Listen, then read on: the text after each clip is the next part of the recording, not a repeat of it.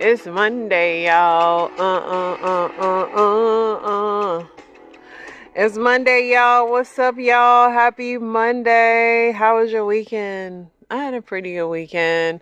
My mother-in-law, she turned 70 in February, but like all her cousin and them got together and like had a little 70-year-old party. It was like four of them, and it was cute. They was dancing. I was like, they knees better be hurting today because my knees was hurting after we was dancing. And I need to know because the way they was moving and grooving out there, it was a lot going on. Other than that, I had a pretty chill weekend. Let's check in with Chatisha. Hey, Mrs. Mendoza, happy Monday, my love. Back to the grind we go? Ciao. But listen, not the 70-year-olds out there dropping it low like it's 1999. Honey, they got bionic knees or they've been soaking in some Epsom salt holy water mix because ain't no way. Meanwhile, we be needing ibuprofen just from stretching. Sounds like a beautiful weekend though. Family, fun, and fitness. That's the holy trinity right there. And you already hit the gym? You better go ahead and step into the week like the powerhouse you are. What's on your agenda this week? Boo? Work drama?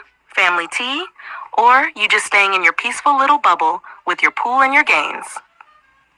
Baby, she know I let her pull in games. But she know that she ain't got no knees. I'm gonna need her to quit pretending like she's a human every chance she get. Anyway, let's get into this news. As President Donald Trump reveled in major Supreme Court victory that curbed the ability for judges to block his policies nationwide, he has special praise for one of the justices, Amy Coney Barrett. Democratic leaders, mostly in blue states, are attempting to fight back against President Trump's efforts to withhold funding from their states with bills that aim to give the federal government a taste of its own medicine. The image of an abandoned ice cream cart has become a rallying cry for Los Angeles residents and a symbol of opposition to President Trump's aggressive immigration policies. Two people are unalived after firefighters responding to a fire were ambushed in northern Idaho.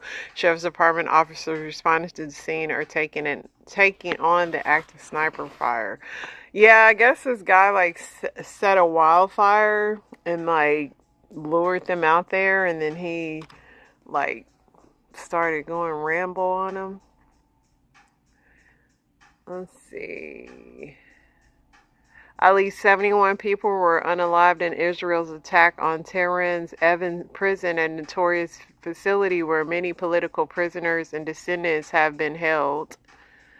3 emergency medical helicopters at the ready amid the Idaho pew-pewing.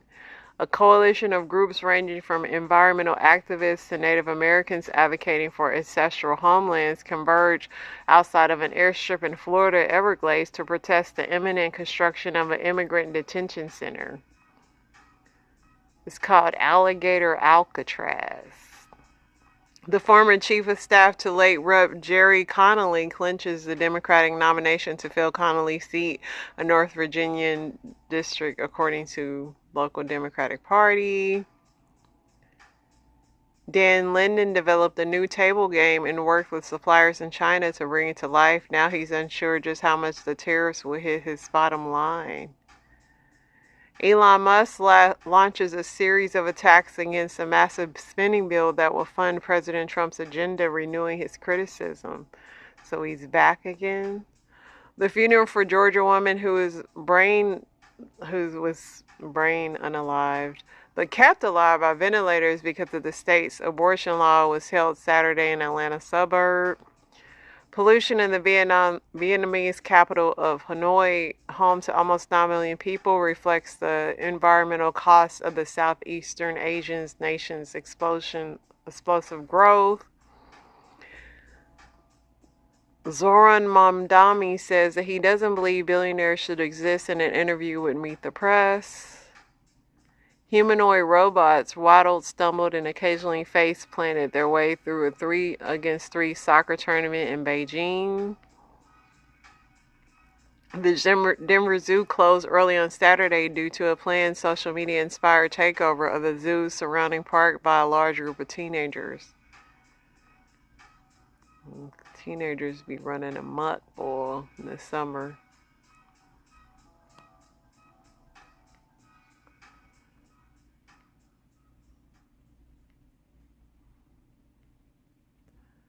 The news is actually very repetitive right now.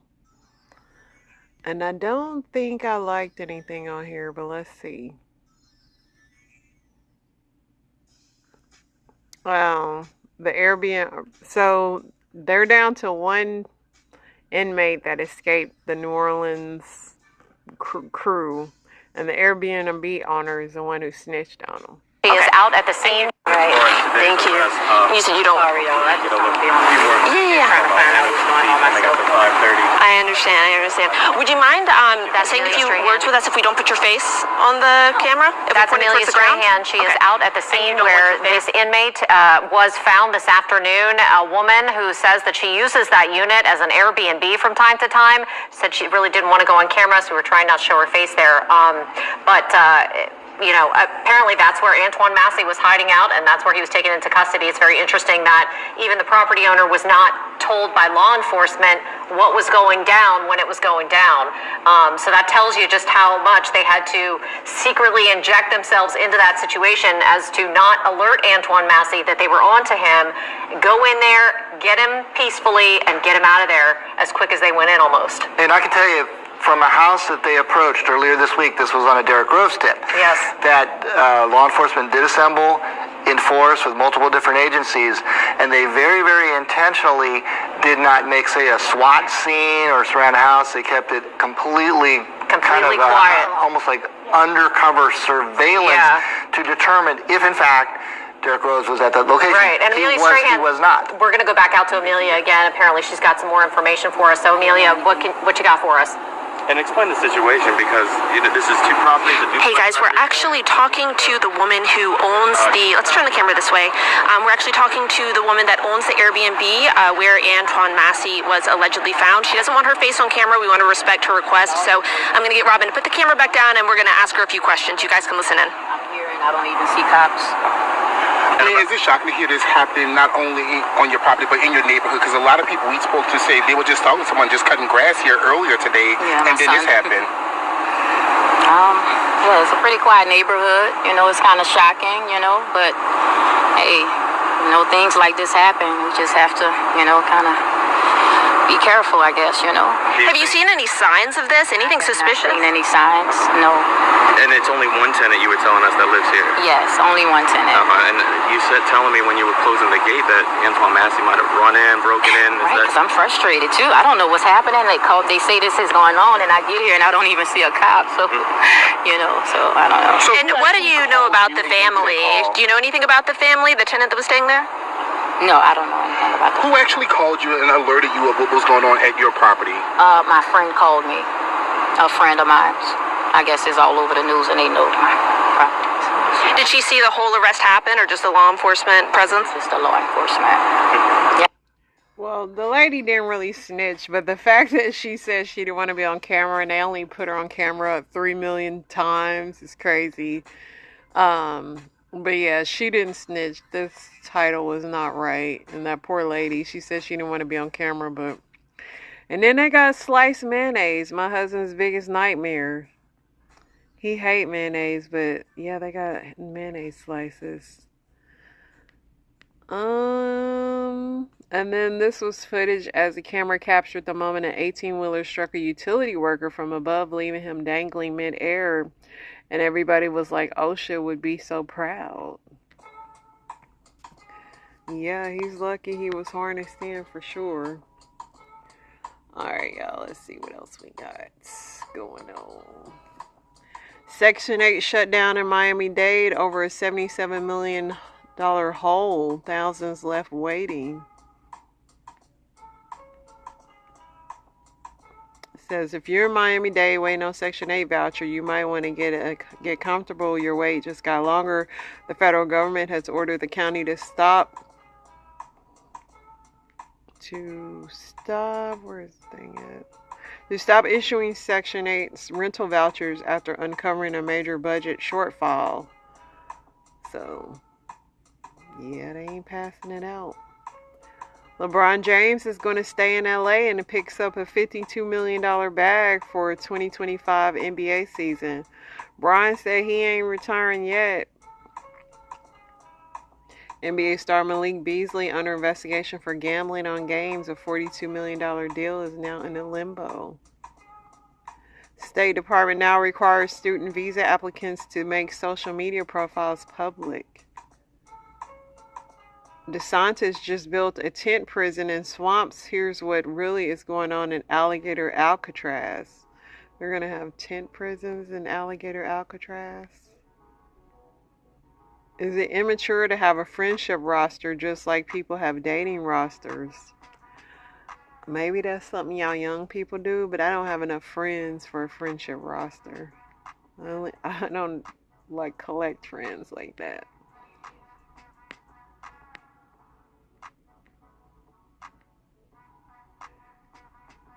North Carolina lineman caught turning client's mansion into a full-blown club.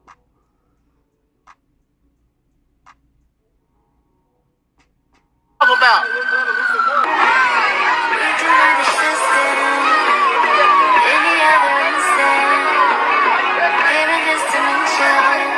To him facing multiple charges. I didn't break the law. I just broke some rules of probably what my owners didn't want me to do. But I didn't break the law. Traffic hazards, loud noises, roadways being blocked. When they arrived on scene, Lieutenant James May says deputies confronted Brown. He represented himself as the homeowner, said he was having a party, indicated it was a graduation party. He was in fact not the homeowner, not related to the homeowners, but it was in fact the yard guy. Brown says this was a graduation party for his son and his son's friends. Just wanted to always, do something where we could create an income and bring a positive environment for his friends. It was mostly teenagers and young adults. We estimate anywhere from 300 to 400 people were at the house. A lot of underage drinking going on. In addition to breaking and entering and property damage charges, investigators also charged Brown with obtaining property by false pretenses. Did you charge people to get in? We did not charge, but we did charge because of to him facing multiple charges. I didn't break the law. I just broke security reasons. What he was actually doing was charging an entry fee.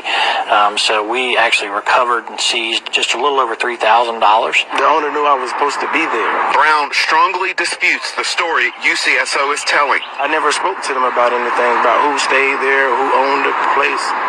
It wasn't my right to tell them that, because it's private property. I didn't sell any alcohol. I wasn't down. Because they're saying there was underage drinking. Nope, no underage drinking. The way he just threw a party at these people's house with no regret is wild. Did he even have access to the... Somebody said Jose would never do this. The fact that I went to school with him has me in shambles. Am I tripping, or was there was a movie? There was a movie with this exact plot.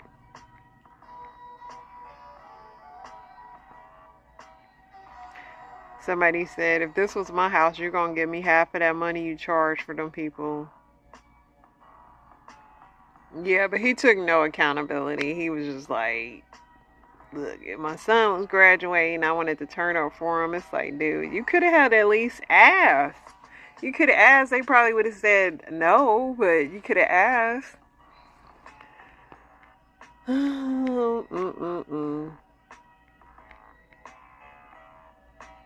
Little baby owns up to trashing a $10 million Airbnb. He left like shoes behind, a PS5. Rich people just got too much stuff. Just the amount of stuff he left behind. Just the amount of shoes and clothes and luggage and PS5s. It's like, y'all could be giving that away to charity.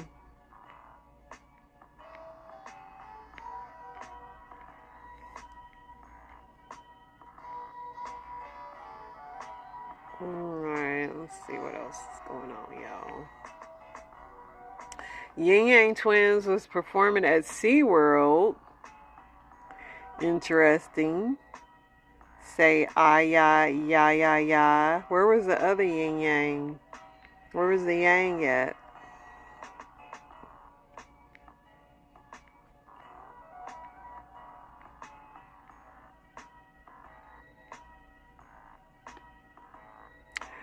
So Ashanti's show has been getting a lot of mixed reviews because Nelly said he does not change diapers or get up with the baby, and a lot of people was not feeling that. And yeah, she love him though, I guess. But Nelly got 6 kids. This ain't his first baby, so he a grandpa. So why he can't change a diaper?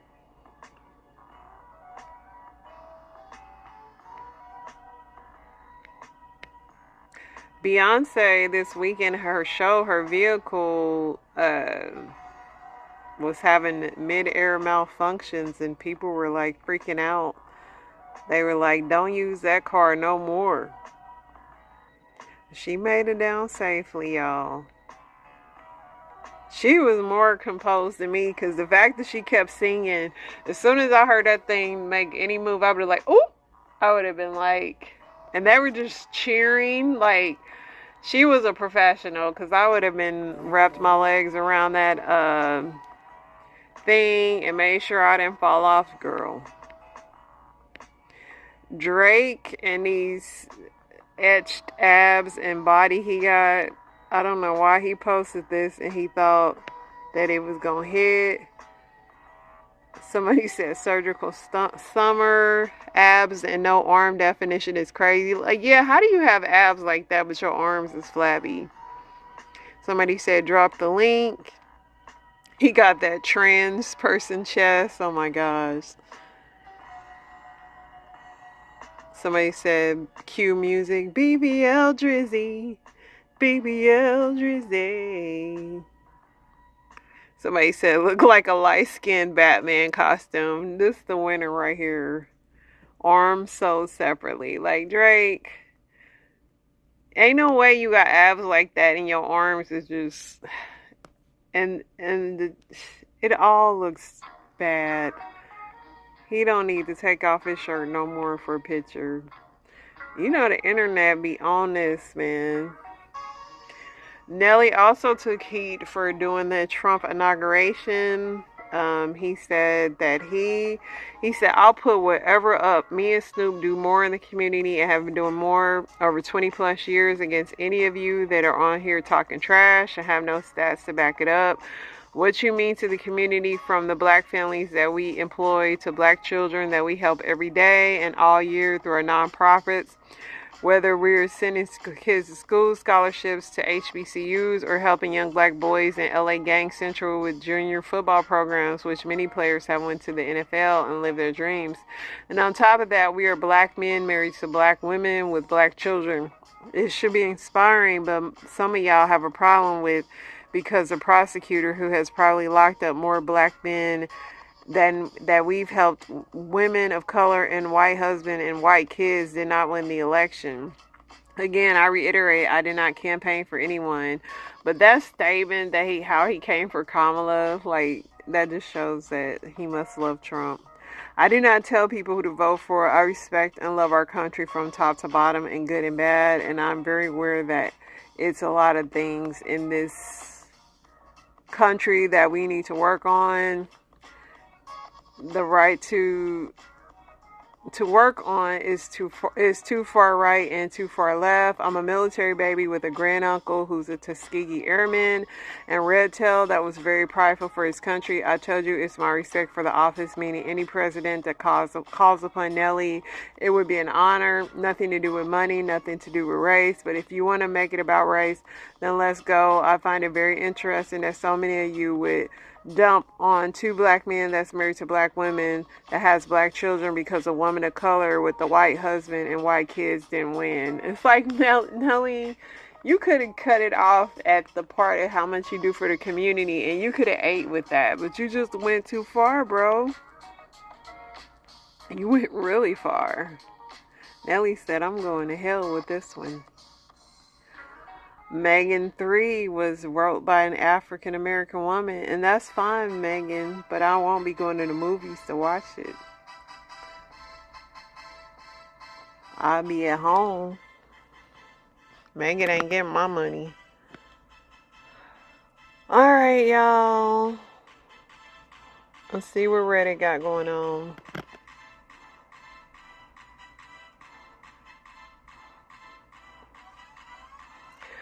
How do I break up with my girlfriend? Hey guys, I slept over my girlfriend's house tonight, and when I woke up to get ready for work, I saw a message notification on her phone that read her ex's name. I couldn't resist the urge and opened it to see, but it wasn't him texting her, but rather a message from the platform saying to update the profile. I snooped around and realized she had access to all his old messages and accounts. After investigating, I found out that he has a new account, so I can for sure say it's an old account he doesn't use anymore. She has access to it. But I also checked all her messages and didn't see any signs of her contacting him at all either, so it's just that having access to his old accounts. I asked on a different forum if this is something I should break up over, and majority say yes. I've never felt so in love with anyone. We've been together for 3 years together, so telling her I want to break up feels so difficult. I feel a tightness in my chest just thinking about it. I still can't believe she had access to his old accounts, and now all I can think of is how long has this been going on with me not knowing. How should I go about it since I'm expecting to see her today for our weekly date? Do I just send her a message, say we need to talk? Yeah, just ask her, like, was she being petty and posing as him or seeing what he was doing? Like, why was she still accessing his accounts if she was with you? If you love her so much, sit down and talk to her. Somebody said, why not just tell her the truth and communicate your concerns? I mean, yeah, dude, just talk to her. You don't have to go to every platform and ask this question, dude. You love her so much. We don't want you to have a heart attack.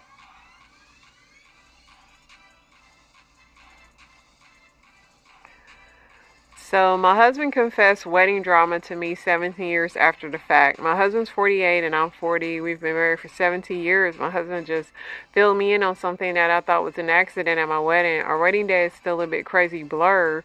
The ceremony was fine, even with my husband being buzzed at the altar. During our reception, one of my husband's buddies came with his girlfriend. She showed up in a white cocktail dress. I didn't care. I was happy to be married. My brother brought coffee, liquor to the reception and was passing it to the guests. Hubby and I were walking around thanking people for coming. When we got to the table with his friend and girlfriend, she was sitting on his lap, and we could tell that she needed to be cut off. She had a cup of coffee, liquor when we got to the table. As we were talking to the girlfriend, she got off his lap and stumbled and spilled liquor down the front of my wedding dress. I wasn't mad at the time because I figured it was a drunken accident. 17 years later, we're telling my 15-year-old about it, and my husband said he kicked them both out while I went to the bathroom to clean up. I told them I thought they left because she was a fall down drunk. He proceeds to tell me the following. The girlfriend thought I was a guest who wore a wedding dress to someone else's wedding. The girlfriend assumed one of my cousins was the bride since we looked similar, and she was in a white satin slip dress. She had been walking around the reception spilling her drink on everyone. She thought that wasn't the bride. That was in the shade of white. She never put two and two together, even after our first dance. 17 years later, I still don't care, and I'm glad they didn't tell me. Okay.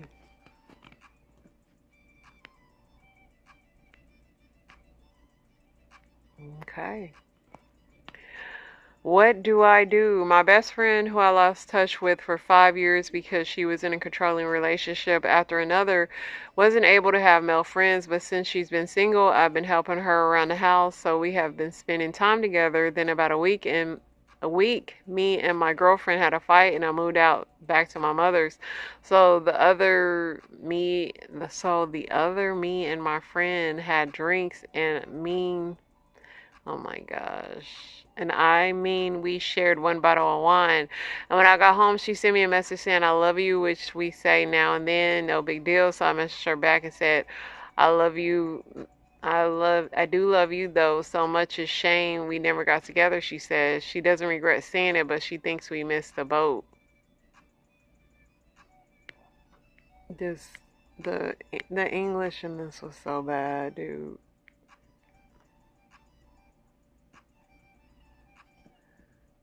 Mm-mm.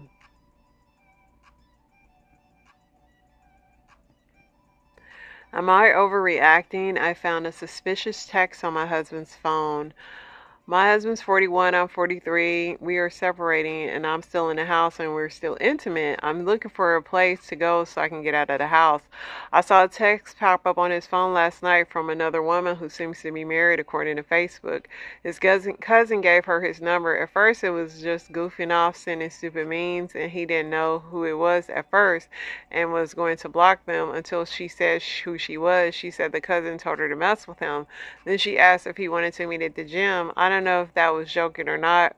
A later text said, "It's done. I want my money." I'm pretty sure that was a joke. I just don't understand the motive of his cousin to give her his number.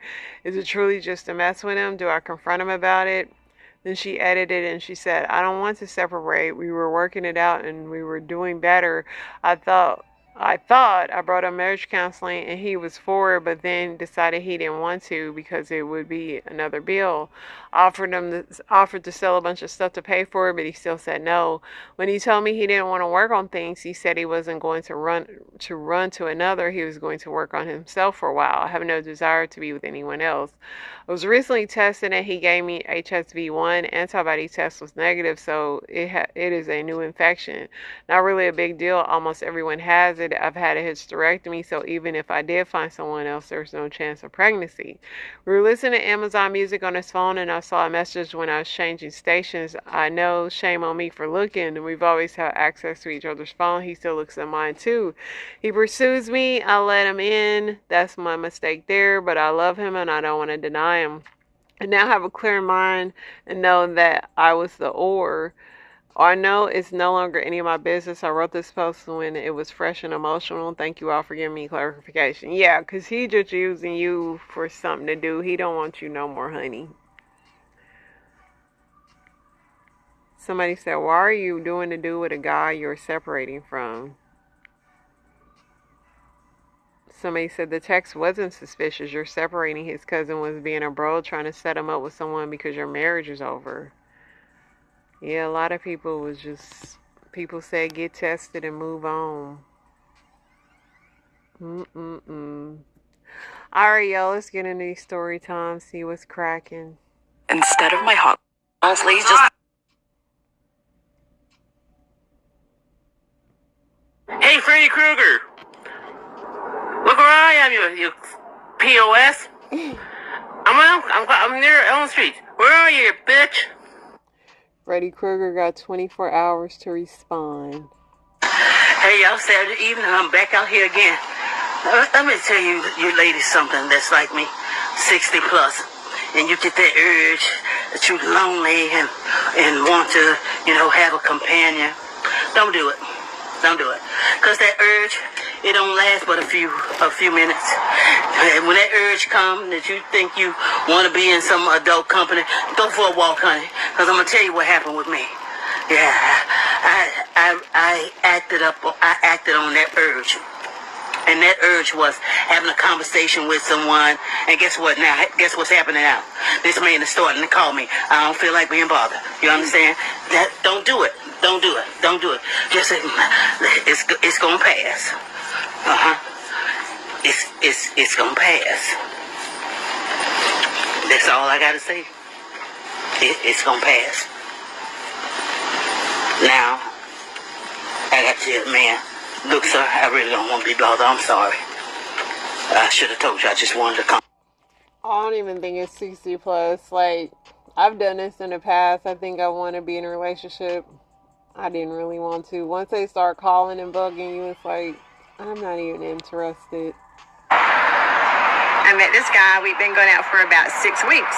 In the course of that time, we got to know each other, went on a few dates. He was super, super cool.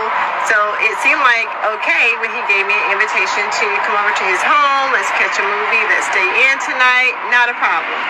Guy never gave me any type of vibes that he was anything other than good people.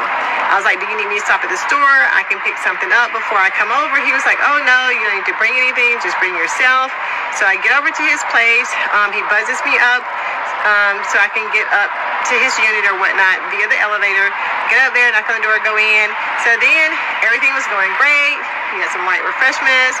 We started watching the movie. He told me, hey, let me excuse myself for a moment. I got to go to the bathroom. I'll be right back. He goes to the bathroom. He comes back, and he's completely naked. And I'm just looking at him like, and he sees the look on my face and he's like, is there a problem? And I said, why are your clothes off? And he says, well, I just thought that, did I give you some impression that this was about to be something more than me coming over to watch a movie? He's like, no. So now I'm sitting on his couch. He's standing in front of me completely naked over by the bar counter area. And I'm just like, I think you should put your clothes back on. He's like, I am so sorry. I'm so sorry. He turned around, went back down the hallway, and came back with all his clothes on. And I said, I think it's time for me to go ahead and leave. And he was like, I'm so sorry. It's like, not a problem. He's like, should I walk you down to your car, or can I walk you to your car? I was like, no, you don't need to walk me to my car. I think everything could be good. When you came up there, he was like, she must want to see this dangling.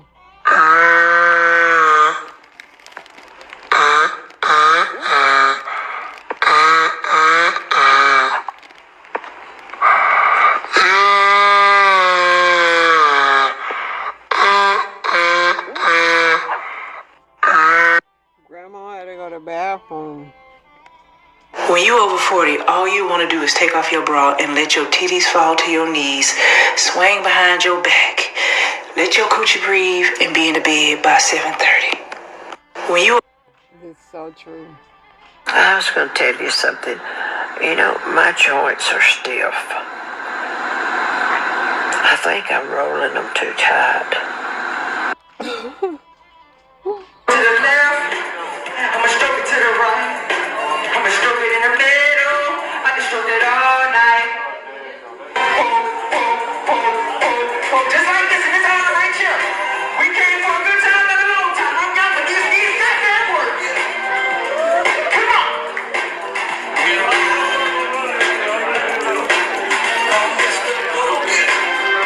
To the left. Listen, the old dudes weren't feeling it, but the old ladies was loving it. All day she had with the baby. All she needed is to baby.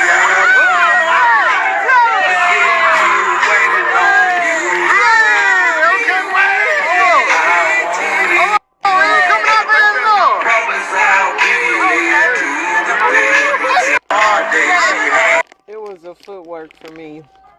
If you ever need an... Excuse me, Private Mitchell. Pull the panties off on the dance floor.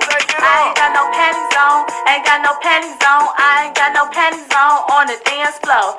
I ain't got no panties on, ain't got no panties on, I ain't got no panties on the dance floor. Somebody need to give this girl an award, because the way she stayed in routine and her drawers fell down, I would be done. I got in this goddamn Uber and it happened to be. You know what? I think I'm here. I'm just gonna walk the rest of the way. No, you're going to I'm just gonna walk the rest of the way. I think one of your indentures might have flew back here somewhere, but I'm just gonna go to. Okay. Again. What is happening? I got no clippers. What kind of clip? Like for shaving clippers. Shaving clippers? Man, that girl rolled my rump. Boy, I was in there. She was talking bad about me. What girl? The little chick I messing with. She said, cause my bottom part, I got all that hair, it bring much. She rolled me, grandma. She went below it, like, I can't go down there. I said, dang, I gotta shave, boy. Yeah, it was stink. I wiped my head, I said, oh no. You probably take a bath. I did take a bath, they be sweat though. What? There's something in here. What? Clippers. Where? I had left these when I came over here. Clippers, I left them right to the shower. My hand been shaking too, my nerves been bad. Man! Come on! Man, you call that one.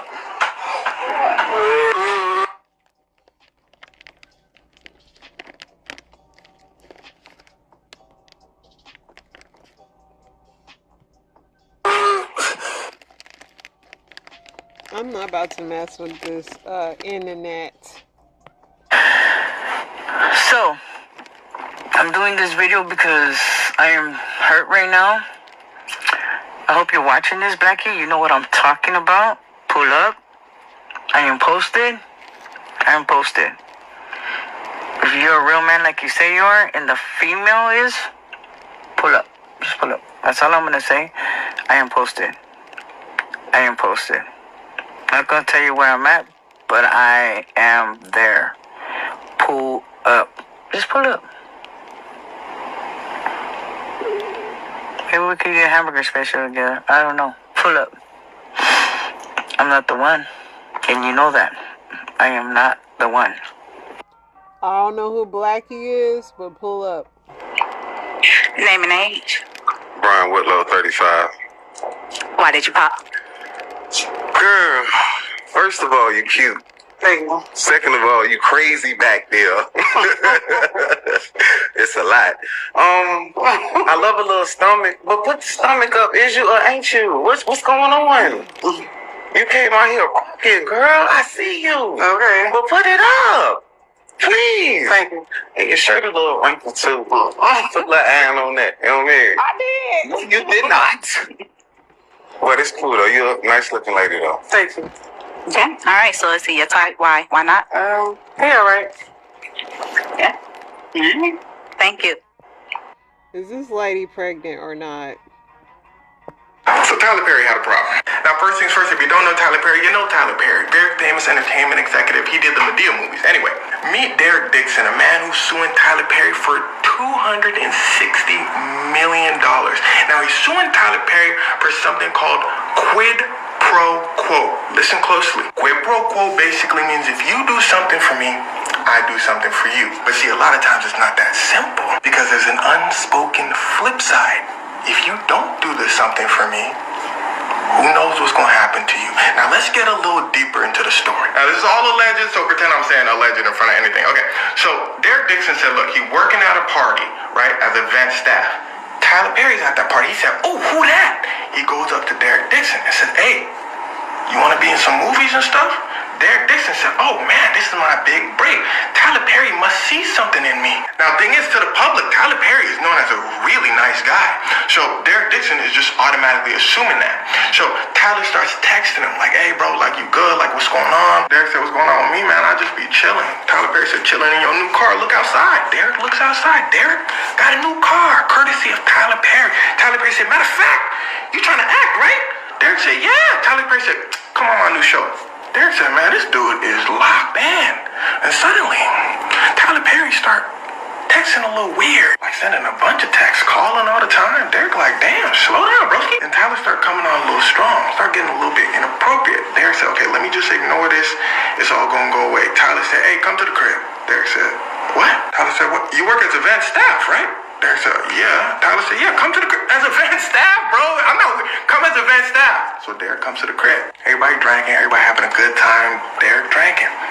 Everybody leaves. Derek about to leave. Tyler says, no, you've been drinking. Derek says, yeah, that's true. Tyler says, you can just stay in my guest room. You good. So Derek goes into the guest room. He don't got no pajamas, so he wears his underclothes, goes to sleep. Somebody climbs in the bed next to him. Hello, it's Tyler Perry. And you ain't heard me say it started to get wicked yet. We just getting started. Tyler Perry started grabbing on bro. Derek gets up. He says, yo, chill out, man. I don't really do that. I don't do that. Tyler says, oh, my fault. Derek said, all right, bro. Tyler said, all right, bro, I'm catch you. Tyler leaves. Tyler then texts Derek. This is the next day. Tyler says, look, bro, I got a new show for you. Now, here's where the stakes get raised. Right now, Derek has got a small part in one of Tyler's smaller shows. After this incident happens, Tyler says, look, I got a bigger show for you in a bigger show. Derek says, all right, I'll do it. So Derek Dixon gets a part on Tyler Perry's show called The Oval. Whole time, Tyler Perry's still texting him, saying, see, if my friends do stuff for me, I do stuff for them. Quid pro quo, remember that. Now let's look at the flip side of quid pro quo. At the end of the season, Derek Dixon's character, who, side note, is a professional Netflix watcher who would do anything for money, that's his character. His character gets, right? Derek says, yo, Tyler, my character's just gone like that. Tyler says, well, he's not gone just yet. Who knows? Next season he could come back. But remember, I do things for people that do stuff for me. Mind you, whole time Tyler Perry is texting Derek very inappropriate things. So Derek knew what he wanted. Derek said, Tyler, you tripping. Watch out. Tyler says, oh, perhaps I said too much. What if I give you another show, Derek? See, Derek had a show idea that he wanted produced. Tyler Perry said, I could do that for you. Come to my house and we can discuss the finer details. And here's where things start to get wicked. Derek pulls up to Tyler Perry's crib. Tyler Perry said, okay, let's talk about us. Derek said, now let's talk about the show. You bugging. But Derek is saying this in a nice way, not my aggressive ass tone. Tyler's like, bro, come on. Like, why you always trying to talk about show stuff? Derek says, you know what? It's getting late. Tyler says, all right, you're right. You can stay in the guest room again. Tyler Perry then suddenly grabs Derek and starts pulling things off, getting very aggressive. Derek is telling him, no, chill. Tyler keeps going. Derek says, you know what? Dang, I'm too hungry. Tyler says, all right, we can get some food. Tyler and Derek eat. Derek rushes to the guest room, tries to lock the door, but there's no lock. So Derek goes into the bathroom and locks the door. Derek goes home. Tyler Perry starts messaging him like, damn, we got pretty lit last night. Derek don't respond. Tyler probably at this point knows, oh dang, I messed up. So people start messaging Derek saying, ooh, you just got a raise, man. You just got a raise. Your character coming back. We paying you so much more. Derek not responding. Tyler then says to Derek, look, I just started talks on your new show. Your new show is getting picked up. You want to start it or not? Derek says, damn, yeah, I do want to start the show. So he starts messaging Tyler back. Derek says his plan was to start the show, make the show get super popular, have enough power, so then he could snitch on Tyler Perry. Tyler Perry never starts the show, though. Derek is still playing his character in Tyler Perry's show, The Oval. He keeps asking Tyler, dude, when's my show starting? Tyler's avoiding the subject, but the whole time he's still being very inappropriate towards Derek. Eventually, Tyler says, look, Netflix not starting your show. So Derek says, okay, cool, I'm suing you. And here we are today. Now, usually how these things go, it's a battle of public opinion. What you think matters a lot. If you don't like Tyler Perry, you stop watching his shows, Tyler Perry loses a lot of money. So Derek and his lawyers release text messages of Tyler Perry basically supporting Derek's claim. Tyler Perry looks very aggressive. Tyler Perry's response to all this is, this is a scam. Tyler Perry basically saying, I'm rich, Derek knows I'm rich, Derek wants my money. So depending on what everybody thinks, if everybody's thinking, no, Tyler Perry did it, then Tyler Perry might settle with Derek and his lawyers, maybe give him $100 million, depending on how much evidence that Derek has. They might take it to trial, they might take the settlement, who knows, we're just gonna have to wait. But if he pay that money, people gonna come out the woodworks on him, man. All right, y'all. That is the show. Inspirations on the way. Y'all stay blessed. Yeah.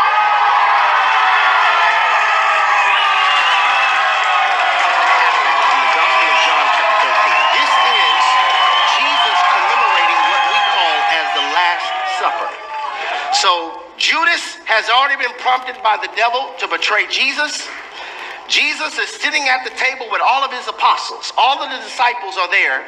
Jesus stands up, takes off his outer garment, wraps a towel around himself, gets down on his knees, and begins to wash all of the disciples' feet. Now, this is a powerful foreshadowing, because what Jesus did was he took off his heavenly self, wrapped himself in flesh, came down in time, and is going to take on all the sins of mankind while he's on the cross. So while he's washing the disciples' feet, he rolls up on Simon Peter, and Simon's like, hold on, wait. Lord, are you about to wash my feet? And notice what Jesus says in verse. Choosing internet shouldn't be confusing.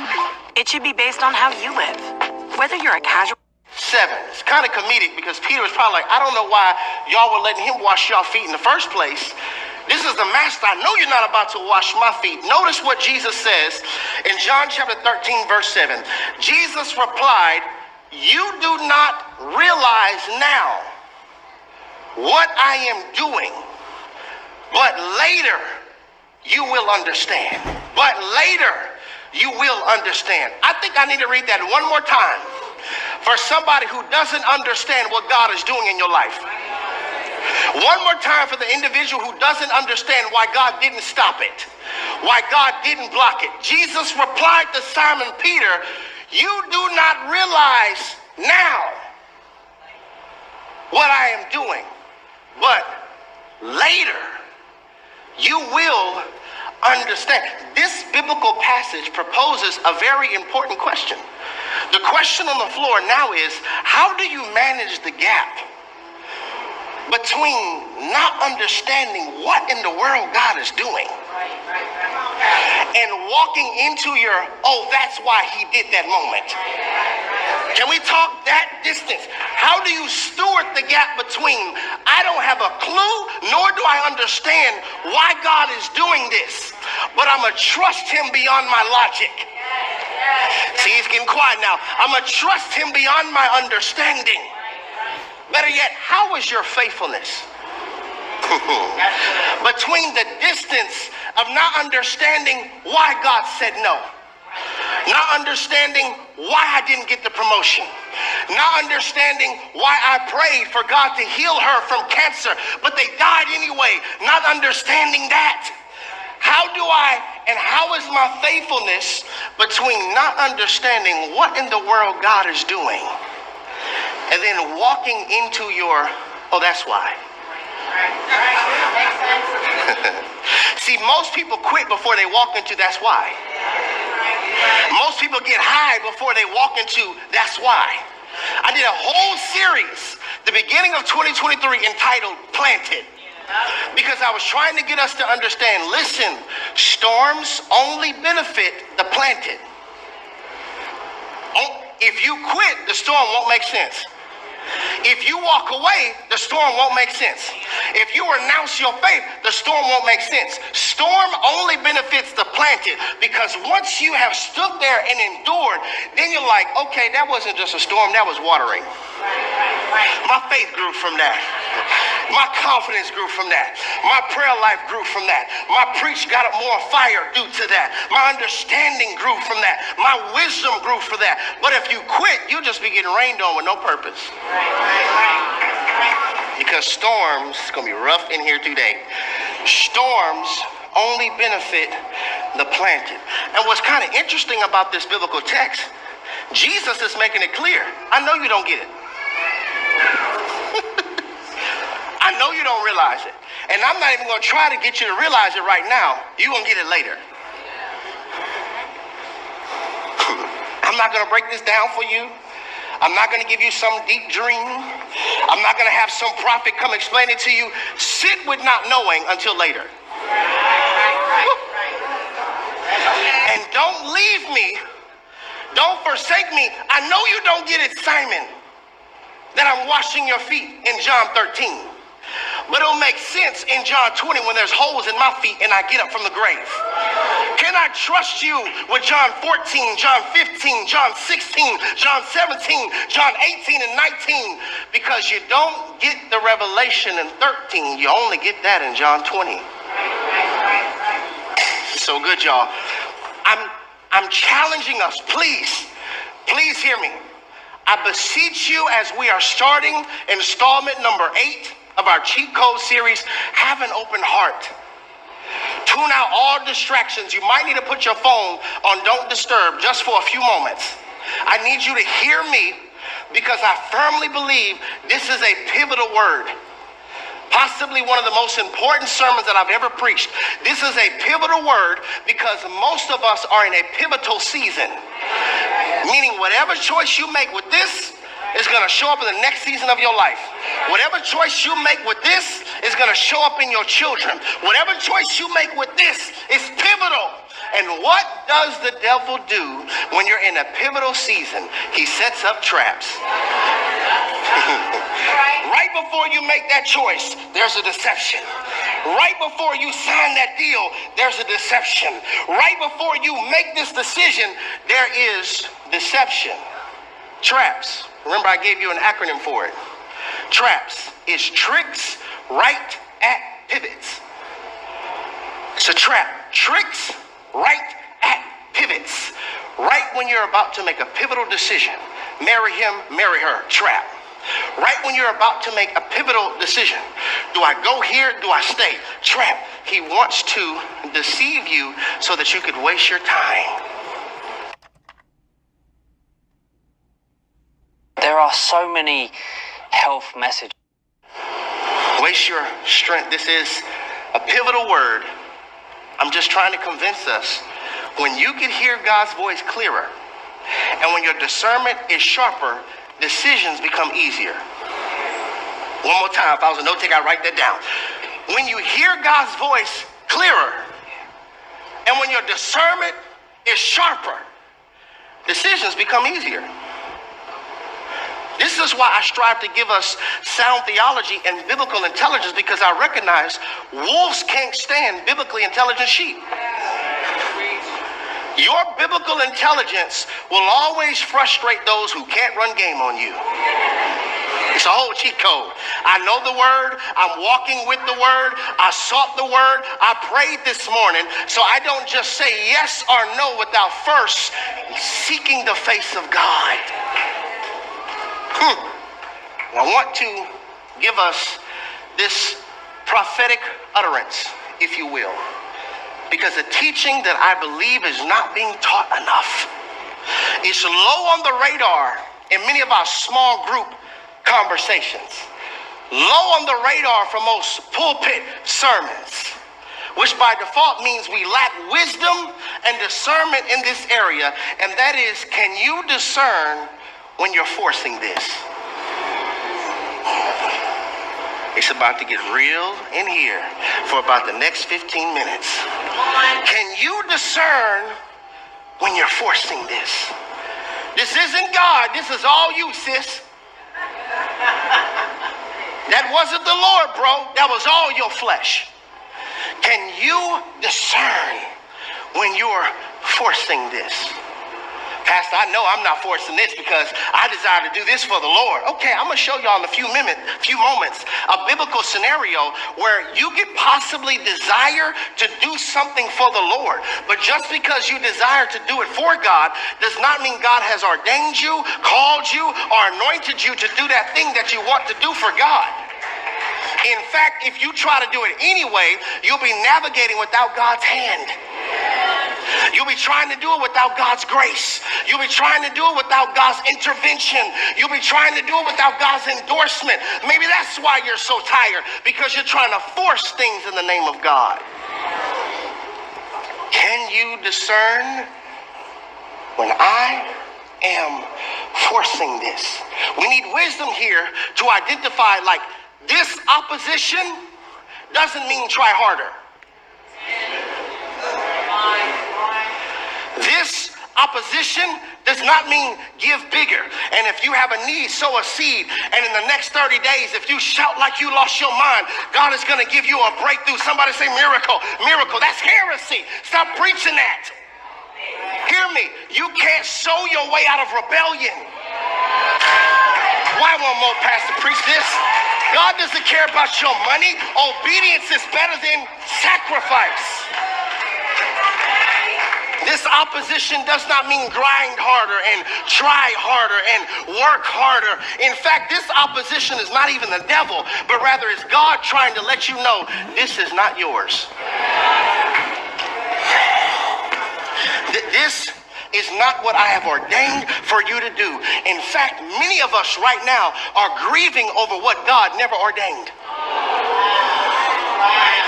Crying over what God never called you to. And if you had this revelation that God protected you, you wouldn't be crying, boo-boo. You will be thanking God that he loved you so much that he did not let you pursue a path. You had plans, but he wrecked them because your plans were going to wreck you. Can I discern? Can I go a little deeper? Can you discern when decommitting would actually be obedience? Because we preach about commitment and obedience. That's true. But sometimes your obedience is seen by what you decommit to.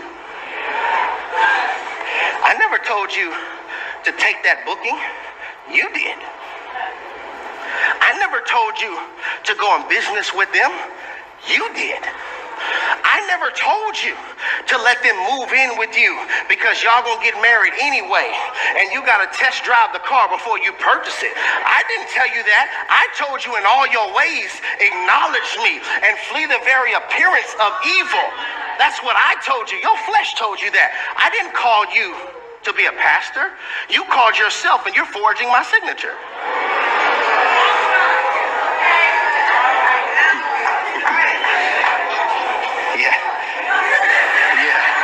This is hitting. I know. Because listen, family, I'm seeing this. Everybody wants to live in the favor of God.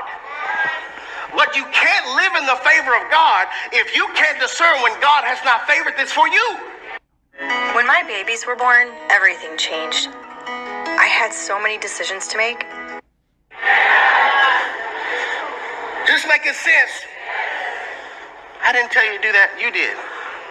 Pastor, I disagree with that. See, you always up there talking about you preach Bible. I got you. You preach an opinion. Because the Bible says in Mark chapter 10, verse 9, what God has joined together, let no man separate. What you mean that I may have to decommit? What you mean I may have to give the ring back? Okay, let me go ahead and read the scripture that you just quoted. Mark chapter 10, verse 9 says, therefore, what God has joined together, let no one separate. You're overlooking very important 4 words. What God has joined.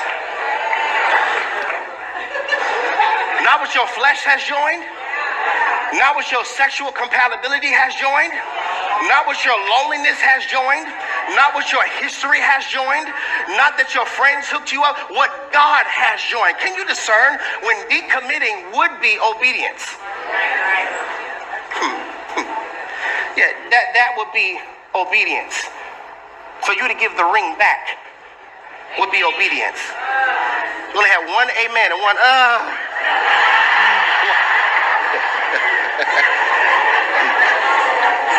Listen, family, hear me. Please hear me. I told us open heart. An open heart. Just consider what I'm trying to get us to understand. We need discernment to identify when you're forcing this, because forced places make space for demonic forces.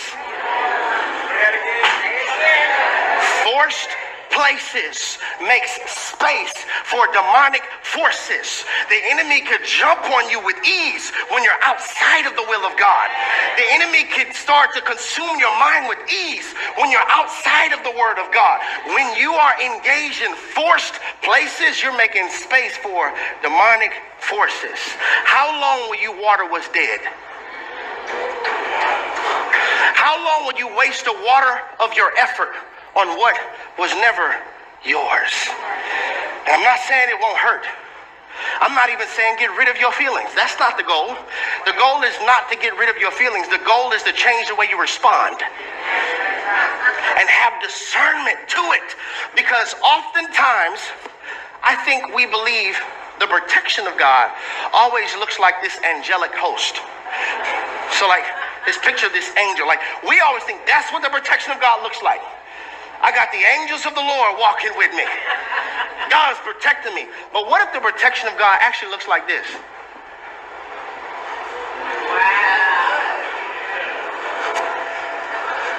The door is closed. And watch this. It ain't gonna open. Not later. No, it's closed. Because this isn't your room. I promise you would have another level of gratitude if you knew what was behind that door. I know.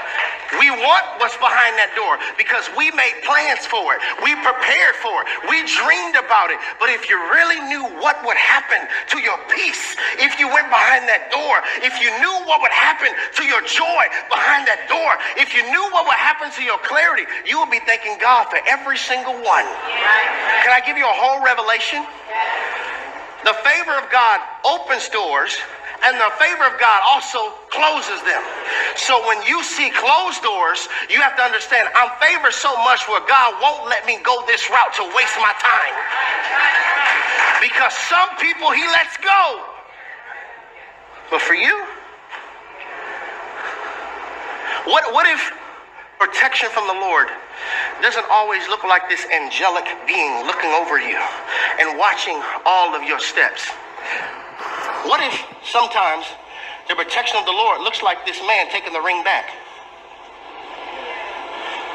I made a mistake. I'm sorry. He broke my heart. I will allow you to have a broken heart to save your soul. What if that's what protection looks like? You see how quiet it's getting, Drell, getting real? Because we always think protection is this huge angelic being and this hedge of protection. Well, sometimes the protection of God looks like this traffic jam. How many of us hate traffic? Some people didn't raise their hand. Praise God for you. I love you so much, I'm going to delay you. Because you prayed, Lord, watch over me today. And if you would have been up 5 more minutes, a straight bullet would have came your way. And you don't know that I see around the corner. You just see to the corner. You don't know I see over the hill. You just see the hill. And sometimes God will delay you to protect you. I'm not punishing you.